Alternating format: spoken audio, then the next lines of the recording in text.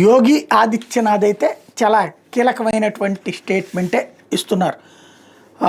రాజకీయాలు అనేవి తనకు ఫుల్ టైం ఉద్యోగం కాదని తేల్చి చెప్పారు. మనస్ఫూర్తిగా చెప్పాలని నేను కేవలం యోగిని మాత్రమేనని స్పష్టం చేశారు. బుల్డోజర్ మోడల్ మా ప్రభుత్వం సాధించిన ఘనత కాదని స్పష్టం చేశారు. అదొక అవసరమైంది, సమాజ హితం కోసం దాన్ని మెరుగైన విధానంలోనే వాడచ్చని మేము చూపించాం అని తేల్చి చెప్పారు. బీజేపీ అగ్రనేతలతో తనకు విభేదాలు ఉన్నాయంటూ వచ్చినటువంటి వార్తల్ని తోసిపుచ్చారు. అట్లయితే నేను అసలు సీఎంగా ఉండగలనా అని ప్రశ్నించారు. అవన్నీ వదంతులేనని తేల్చి చెప్పారు.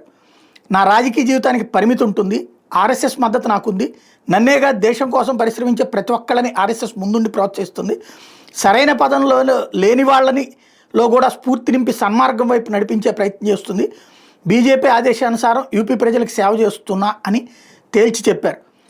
నరేంద్ర మోడీ త్వరలో దిగిపోతారు, భావి ప్రధాన అవకాశాలు యోగికే ఉన్నాయని వస్తున్న వార్తల నేపథ్యంలో ఆయన స్పందించారు. రాజకీయాలు నాకు ఫుల్ టైం జాబ్ కాదు, నేను ఒక యోగిని మాత్రమే.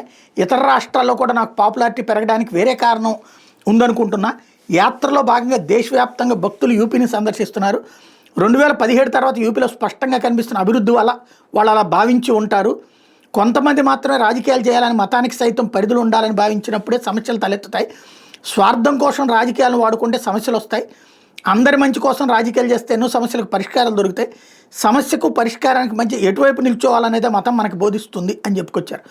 మీరు రాజకీయ నేత అని చెప్పుకోవడానికి ఇష్టపడతారా, లేదంటే మతానికి సంబంధించిన ప్రతినిధి అని చెప్పుకోవడానికి ఇష్టపడతారని ప్రశ్నిస్తే, పౌరునిగా పనిచేసేందుకు ఇష్టపడతా, పౌరునిగా రాజ్యాంగబద్ధ కర్తవ్యం నాకు ముఖ్యం, నా వరకు దేశమే అత్యున్నతం, దేశం బాగుంటే నా మతం కూడా బాగుంటుంది, మతం సురక్షితంగా ఉంటే సంక్షేమ మార్గం దానంతట అదే తెచ్చుకుంటుందంటూ చెప్పుకొచ్చారు.